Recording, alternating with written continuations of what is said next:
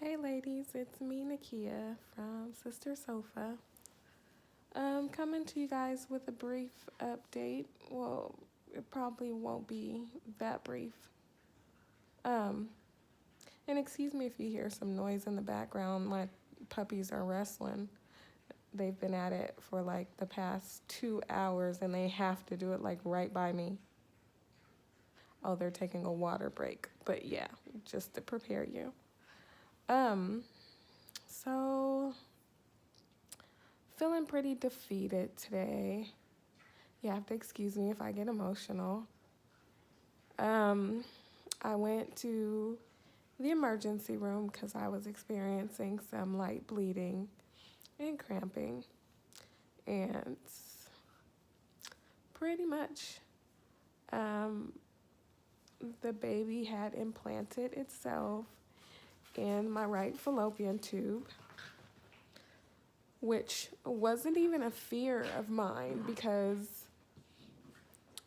every ultrasound and HSG, it was the left fallopian tube that was causing the issues, except for the most recent, except for the most recent HSG, where they confirmed that my left tube was open. Um, so yeah, the baby had implanted itself in my right fallopian tube. Um, they wanted to, I wanted them to give me the medication to go ahead and let it pass that way. But because of how many weeks I was already and things like that, they felt like I didn't have enough time because the medication takes about a week to, I guess, complete their fighting. Um, so instead, they went in and they already told me that there was a big chance that I would lose the whole tube, but they wouldn't know until they got in there. So, with that being said, um, they prepped me for surgery. They knocked me out, and when I came out of surgery, I only have 2/3 um, of my reproductive system. Um, so they did end up removing the right tube completely. Please forgive me if I'm like talking really slow or things like that. Like, I just got home today. This just happened today. Literally, they did an outpatient surgical procedure. They went in through my belly button because my tube hadn't ruptured yet. So they went in through my belly button in two small incisions, one on each side. And so I was able to go home some hours later. So this is me now. But I really wanted to share with you guys what transpired. Like I stated, I don't know if you see that my forehead broke out just in like my T-zone really bad. Like I stated, my right tube was never a concern of mine because every HSG, every ultrasound, they never seen an issue with the right tube. So it just really caught me off guard.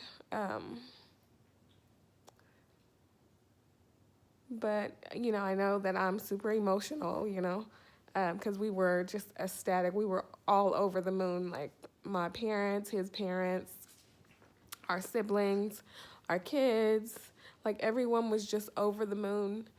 Um, and one thing too, I, so I don't know if you remember, but I told you my regular OBGYN, she no longer delivers babies. I'm sorry, my eye was itching, that looked gross. She no longer delivers babies, so she referred me to another OBGYN, which on that first day, I called the other OBGYN after the pregnancy was confirmed in my doctor's office. I called that OBGYN. That was a Monday. I called that OBGYN in the parking lot of my primary OBGYN's office. I didn't wait. I called. I set up my 8 to 10 week appointment, and on the phone, I told them that I had a history of having a blocked fallopian tube, and that it was something that I was really concerned about. And they said, oh, well, as long as you're not bleeding or, having any type of pain, you're good. And even my primary OBGYN said, for as far along as you are, judging based off the first date of your last period, you don't need to be concerned about an ectopic pregnancy anymore, because you would definitely have symptoms. I don't know if I mentioned it, but I have a very high threshold for pain. So I don't know, it's kind of, unless the cramping was putting me on the floor, it's not, I would say it doesn't hurt. Like me, myself personally, that's just how I am. I have a very high threshold for pain and a low tolerance for medication. So when I'm in severe pain, Tylenol does the trick for me for the most part, So, so I had that conversation with the new OBGYN that I was concerned just to make sure. I wanted to make sure the baby was in the right place and things like that. They said that there was no cause of concern, and that at that point it would be entirely too early to see, I forget what it's called, any fetal movement or activity or whatever the case. But I felt like they should have at least, and it's not their fault. It's not their fault. But I felt like at least to ease my mind, they should have did an ultrasound just to see if the sac was present and where it was present. Do you know what I mean? I also ended up calling them this past week, and tonight's Thursday. I ended up calling them sometime this week also, letting them know, hey, it's me again, with the history of fertility issues that I've experienced. I feel like I'm really stressing myself out, and I really just want to make sure everything is on the up and up. So even with that phone call, and I told her I'm just really stressing myself out. I'm not sleeping. I'm only thinking about, and that's my fault too, I was supposed to be doing my positive thinking. But instead of bringing me in for an ultrasound to see, where the sac was, if they can see the sac, she sent me in for lab work to check my levels.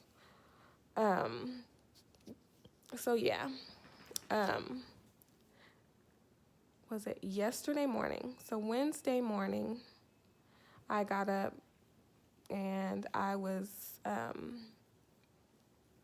spotting, and it started out bright red, but as I, continued to wipe, it got to a pale pink in color. And it just kind of stayed at that pale pink color all day. And it was literally only when I wiped, and it wasn't a lot. It was maybe a little less than a dime size. And so, of course, looking online, a lot of people are like, oh, that's so normal. That's so normal. But because I knew I had a history with a blocked fallopian tube, to me, any sign of blood was like, okay, red flag. So I called my doctor, again, the new OBGYN. She said, oh, spotting is normal. Are you experiencing any cramping? And at the time, I really didn't think that I was. I would have a twinge here or there, but it was, if I had the energy, I could have got up and ran a marathon. It wasn't anything I can't even really say it was any type of pain. It was more so a little bit of pressure here and there, which I think I experienced that with my daughter, like, just the little pregnancy pains here and there. So I explained that to her, but again, she wanted to do more lab work just to see if my levels were still rising, which they were. So that was Wednesday morning. So I went to the lab and got some blood work done, went and got something to eat, and then I hung out with my mom because Winston was at work. And I ended up taking a nap at my mom's house. I was extremely exhausted. And so my mom actually picked me up.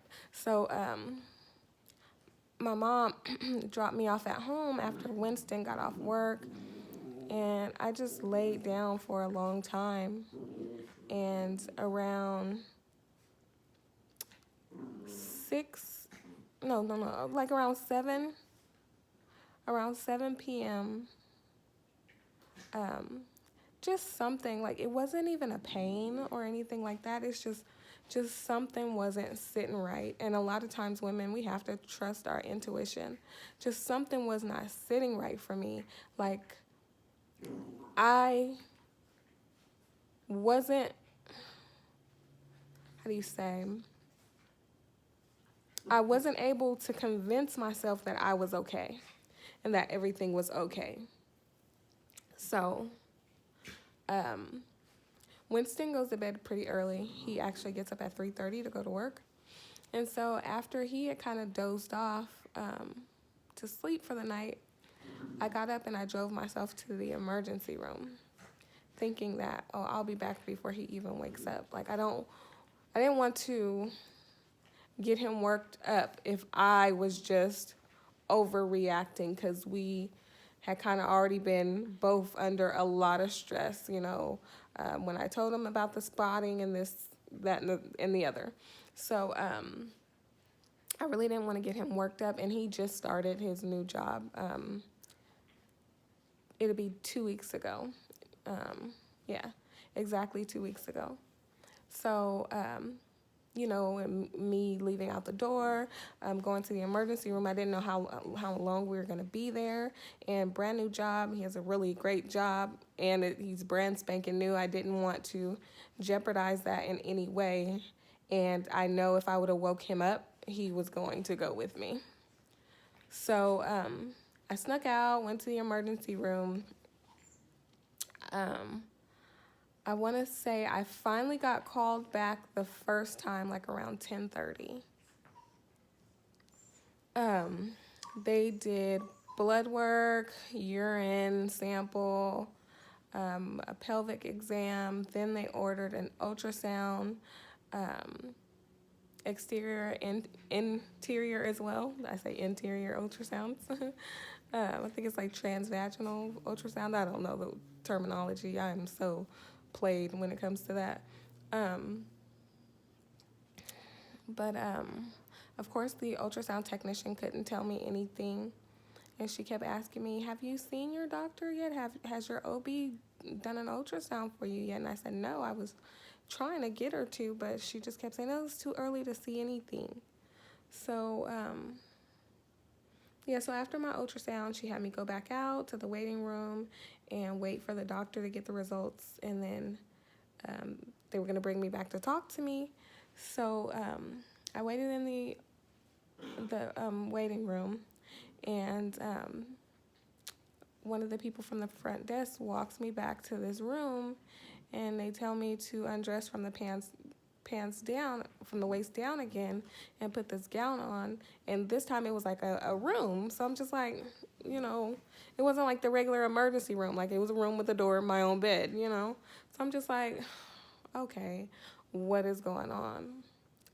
And a few moments later, the doctor came in and he says, well, your HSG levels are not as high as they should be for the amount of weeks that you are. And from the ultrasound, we can clearly see that the baby is implanted in your right fallopian tube. And I just lost it. Like, sorry, you guys. I just lost it.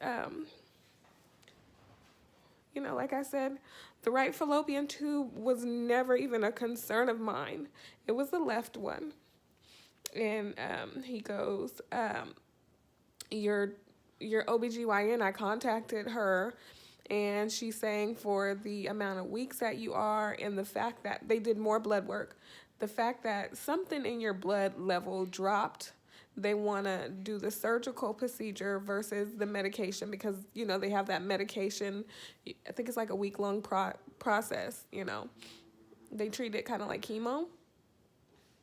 And I'm just like, oh my gosh, like I just know I'm going to lose this tube. Like in my mind, I was just like, I've heard so many stories about them going in to try to remove the pregnancy before it erupts the tube and them just removing the whole tube. So I'm just like, oh my gosh, like this can't be happening. So of course at this point it's like 2:30 in the morning. So I finally got back to the room at 10:30 and to be seen the first time at 10:30, and now it's 2:30 in the morning. I'm exhausted, and so now at this point I'm calling Winston and I'm trying to explain to him what's going on, and he's not really saying anything. Like I could hear it in his voice. I could hear the fact that he was asleep in his voice, but I could just hear it in his voice that he wasn't okay either. So I called my mom immediately after and my sister, and I'm just like, I can't even believe this. So Winston makes it up there. And, of course, the doctor's like, you may still qualify for the medication. If you had a choice between the medication and a surgical procedure, which one would you choose? And, of course, I've only had one surgery. That was my C-section, okay? And I'm just like, oh, the medicine. I want the medicine. And so they're doing all this stuff. They drew some more blood. Oh, now the dogs are on the couch fighting, like right by my feet. They are unruly. I think they're trying to figure out who I'm talking to also. But so needless to say, they come in again, and I'm telling Winston, like, I'm in tears. Like, Winston, I don't want this surgical procedure. Like, I don't, At this point, I think it's like it's about 5 something in the morning. I'm telling you, I was there all day. But at 5 in the morning, and they finally come in and they're like, oh, well, there's no other option. We're going to go ahead and remove it before it ruptures, because that is our primary concern right now is with the spotting. It's going to happen. It's inevitable. You don't have a week, So I'm super nice. So I'm just like, okay, I completely understand when I'm talking to them. But as soon as they walk out, I just break down. And Winston's just like, oh my God, like this isn't happening. And he's so cute. He's a man. He doesn't really know how these things work. And he's like, there's no way they could just take the baby from the tube and put it where it's supposed to be. And I'm just like, no, it doesn't happen like that. And I said, they don't have the technology to do something like that. He said, but they have the technology to do in vitro, which kind of had me like, true.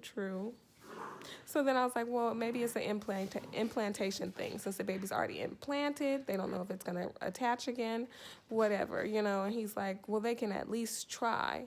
And I'm like, but it just doesn't work like that, Winston. I'm sorry, it doesn't work like that. And I wish it did, So, needless to say, they told me my surgery was going to be at 9:30 a.m., which they were able, like I said, to go in through my belly button and 2 small incisions, one on each side. While they were in there, they decided to take a look at my left fallopian tube as well. And somehow, some way, my left fallopian tube is also blocked again. It was swollen. It was filled with fluid. Again, of course, they didn't take my left tube. But I'm just really trying to figure out how, when just in April, same hospital, Sutter is where I got my HSGs done. Same hospital.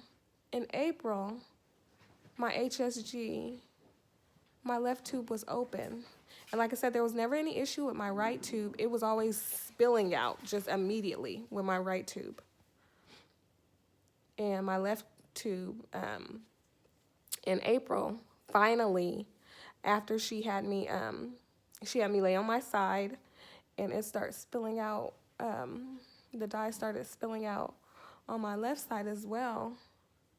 So I'm feeling defeated in a sense, because now I only have one tube left, and I know that there is fluid in that tube. So I feel like my options are just, but I know I keep saying I feel defeated. I do have to keep hope and have to really, IVF, like I said, IVF is the very last resort for Winston and I. We don't necessarily have $10,000 laying around.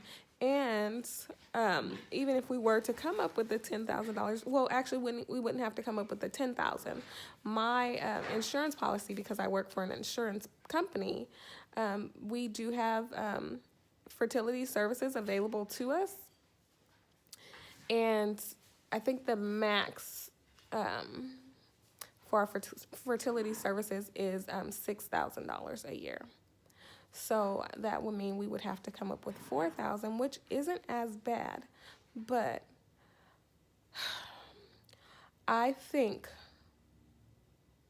and this is just me, and you guys are more than welcome to, say your opinion and things like that, because I'm an open book, and, I'm going to do a ton of research as well.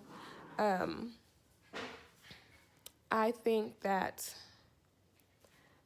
that $4,000 that I can spend on IVF, that's money that can go towards, my kids or saving for the new baby. I can't let this beat me. I am going to work twice as hard on my left fallopian tube, because I know this is my very last chance. I am going to start all over with the Serapeptides, which at this point I'm kind of kicking myself in the butt because I stopped the Serapeptides. I could have probably avoided this if I would have just continued to take the Serapeptides and just did not take it when I was ovulating. I stopped the Serapeptides and Chinese herbal tea when they told me, well, not exactly when they told me my left tube was now open. It was a couple months after, but I'm really kicking myself in the butt for that. I'm going to go back on Serapeptides. I am going to go back on the Chinese herbal tea. I am not going to take any ovulation stimulants at this time.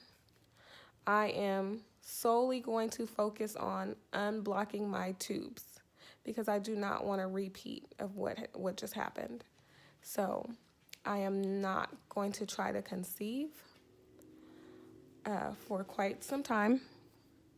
I want to say a year at the most, but whatever time my body needs to get to heal.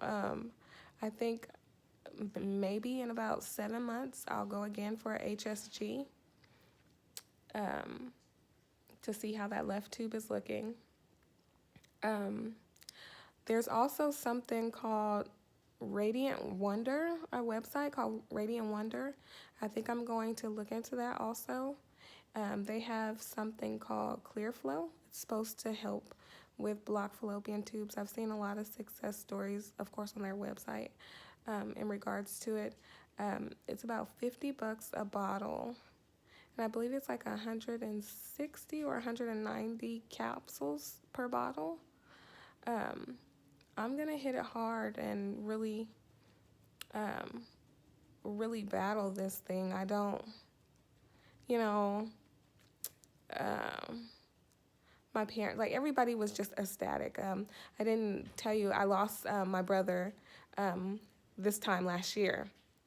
And, my mom, she doesn't have many children. And so I have my daughter who's 13, and then of course my two bonus children. And my brother has a son who will be 3 in December that he left behind. And my mom's always wanted more grandchildren, and she was, of course, wanting more. She wanted more from my brother. My brother only had one. And,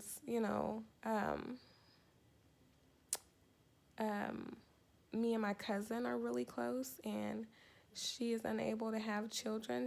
I believe she's had a hysterectomy. She had some really bad issues with fibroids for her whole entire life. And, she's in her 40s, and she was over it. She had a hysterectomy. Sorry, I keep doing that to my eye.